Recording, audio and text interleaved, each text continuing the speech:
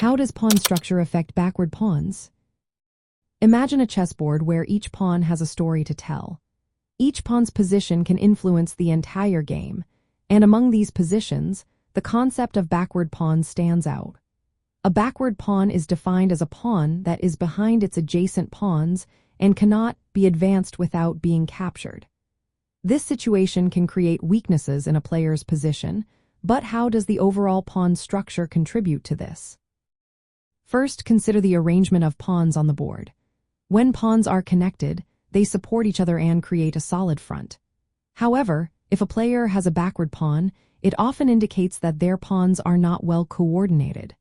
For instance, if a backward pawn is isolated, it becomes a target for the opponent. The opponent can focus their pieces on attacking this pawn, making it difficult for the player to defend it effectively.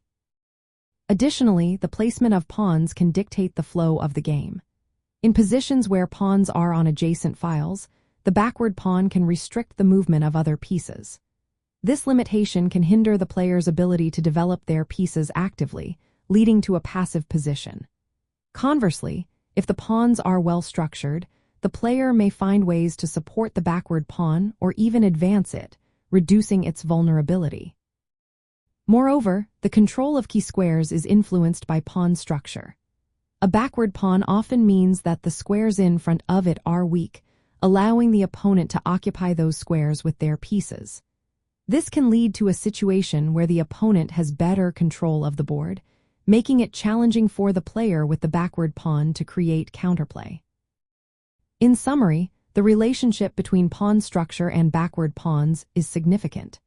The arrangement and coordination of pawns can either exacerbate the weaknesses of a backward pawn or provide opportunities for defense and counterplay.